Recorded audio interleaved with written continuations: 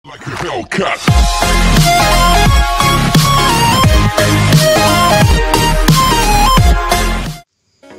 Assalamualaikum warahmatullahi wabarakatuh.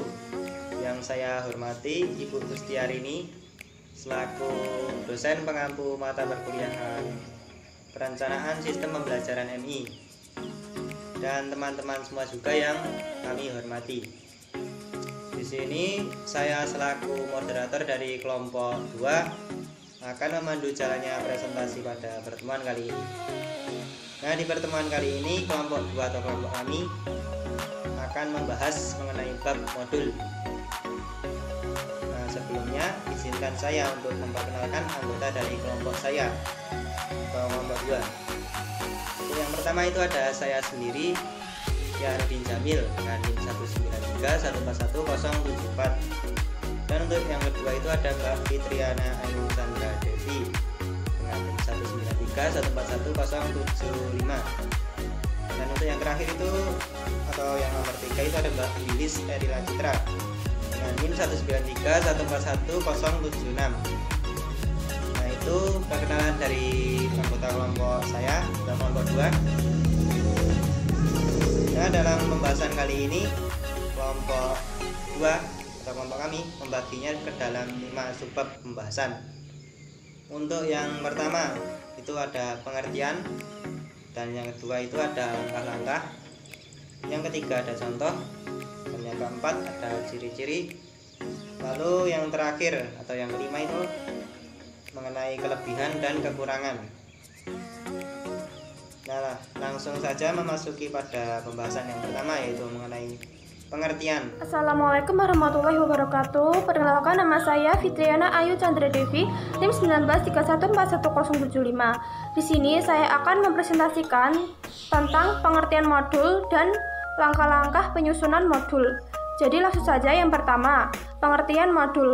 Nah, pengertian modul sendiri adalah salah satu bahan ajar yang dikemas secara sistematis dan menarik sehingga mudah untuk dipelajari secara mandiri.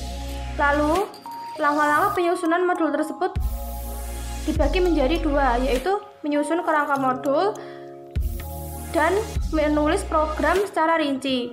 Nah, dalam menyusun kerangka modul ini ada beberapa langkah-langkahnya. Yang pertama, menetapkan atau merumuskan tujuan instruksional umum menjadi tujuan instruksional khusus. Yang kedua, menyusun butir-butir soal evaluasi guna mengukur pencapaian tujuan khusus. Yang ketiga, mengidentifikasi pokok-pokok materi pelajaran yang sesuai dengan tujuan khusus.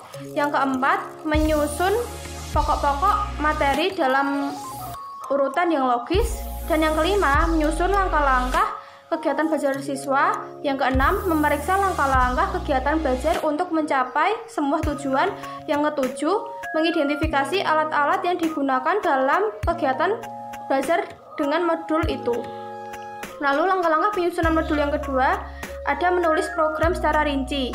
Nah, program secara rinci pada modul terdiri dari bagian-bagian sebagai berikut. Yang pertama adalah pembuatan petunjuk guru.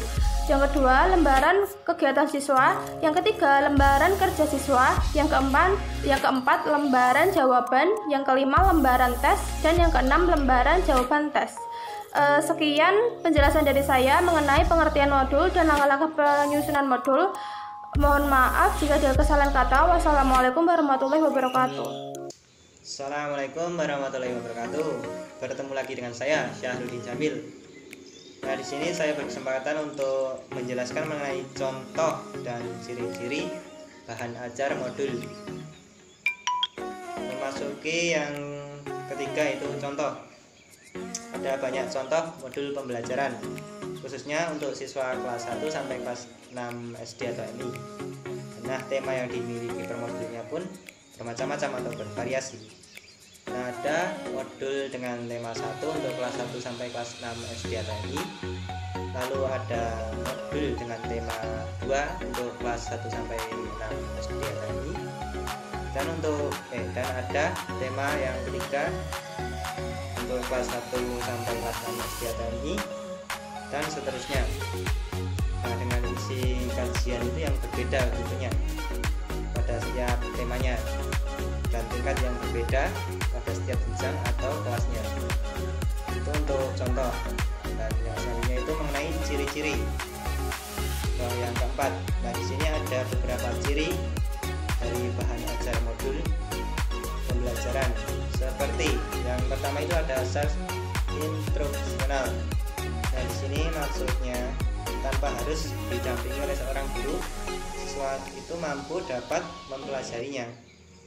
Dan ciri yang kedua itu ada self contained. Nah di sini maksudnya materi yang disampaikan itu sudah disusun sesuai dengan unit kompetensi. Yang selanjutnya atau yang ketiga itu ada stand alone. Di sini maksudnya modul itu disusun dan dikembangkan secara mandiri atau tidak bergantung pada media yang lain.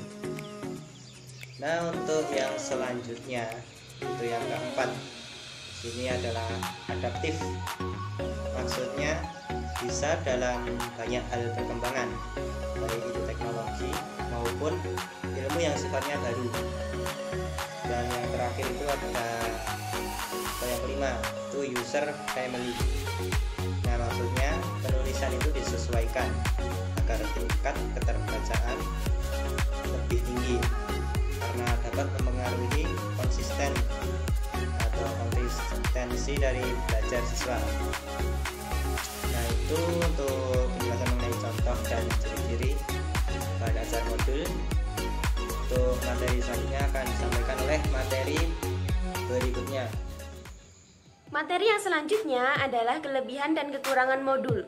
Kelebihan modul menurut Cipto adalah 1.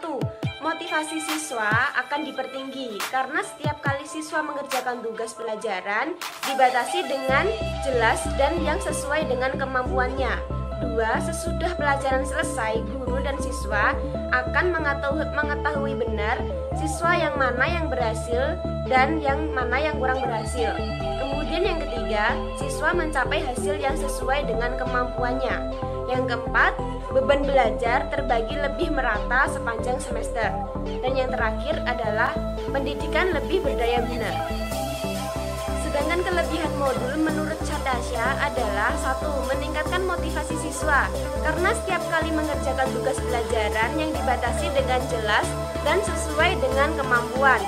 Yang kedua, setelah dilakukan evaluasi, guru dan siswa mengetahui benar pada modul yang mana siswa telah berhasil dan pada modul yang bagian mana yang mereka belum berhasil. Kemudian yang ketiga adalah bahan pelajaran terbagi lebih merata dalam satu semester. Kemudian yang keempat adalah pendidikan lebih berdaya guna karena banyak pelajaran disusun menurut jenjang akademik. Kekurangan modul menurut Suparman adalah 1. Biaya pengembangan bahan tinggi dan waktu yang dibutuhkan cukup lama. Yang kedua, menentukan disiplin belajar yang tinggi yang mungkin kurang dimiliki oleh siswa pada umumnya dan siswa yang belum matang pada khususnya. Yang ketiga adalah membutuhkan ketekunan yang lebih tinggi dari fasilitator untuk terus-menerus memantau proses pembelajaran siswa, memberi motivasi dan konsultasi secara individu. Sedangkan kekurangan modul menurut Cipto adalah 1. Kegiatan belajar memerlukan organisasi yang baik. 2. Selama proses belajar perlu diadakan beberapa ulangan atau ujian yang perlu dinilai sesegera mungkin.